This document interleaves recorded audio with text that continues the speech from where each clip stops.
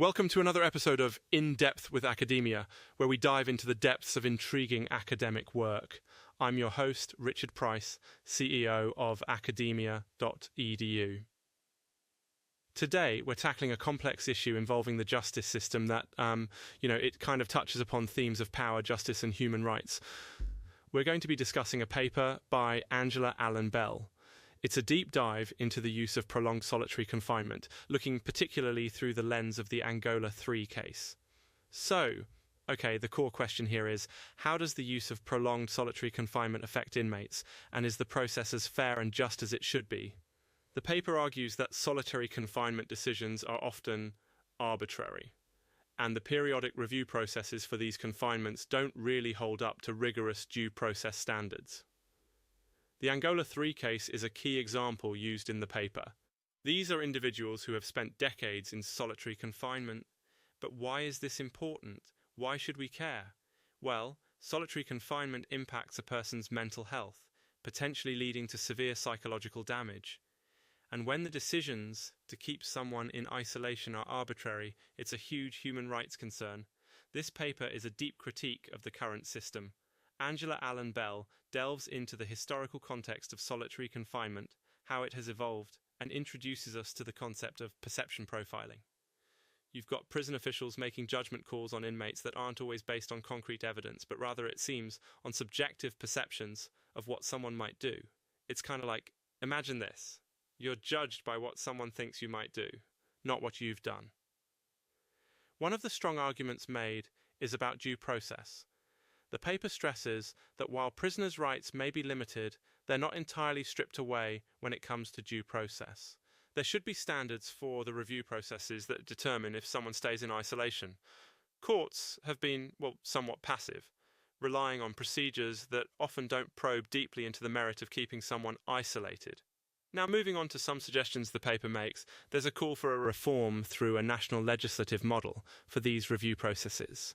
Angela Allen Bell proposes that these processes should involve independent bodies that are detached from the prison administration, ensuring no conflict of interest. The idea is to have these reviews be fair and objective rather than just routine formalities. And speaking of reform, what about balancing power? The paper raises a crucial point about the separation of powers in the government. It argues quite passionately that prison officials often assume powers they aren't really supposed to have, kinda overstepping into judicial territory. This practice goes against the doctrine of separation of powers, a principle meant to prevent any one branch of government from becoming too powerful. There's this real tangible concern that without proper checks and balances, there's room for potential abuse. You've got these officials making decisions that drastically affect inmates' lives without the oversight that you'd typically expect from, say, a judicial setting. It's quite an intense topic, right? I mean, when you consider the comparison made in the paper to a regular household, you wouldn't want someone outside your family interfering in how you raise your kids without good reason. It's the same kind of autonomy that, in some sense, officials have with prisoners. But without accountability, that autonomy can lead to abuses of power. All of this, in one way or another, ties back to the Angola 3 case. It's an emblematic case that highlights how prolonged isolation can go wrong. These men were confined for decades. Angela Allen Bell's paper underlines again and again just how the review process for inmates like the Angola 3 is largely a sham, not really addressing whether these men truly need to be isolated any longer. Before we wrap this up, let's circle back. Here's a thought. Did you know that the reform suggested in the paper could potentially mirror how humane society monitors the treatment of animals?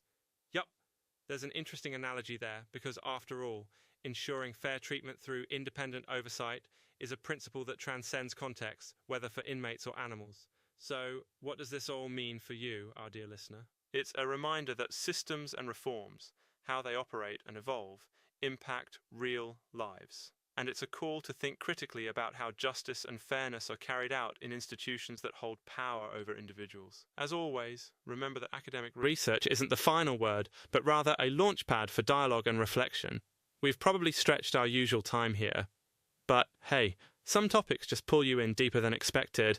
That's it for today's episode of In Depth with Academia. I hope you found this discussion as engaging and thought-provoking as I did. Keep questioning, keep reflecting, and catch you next time. Take care.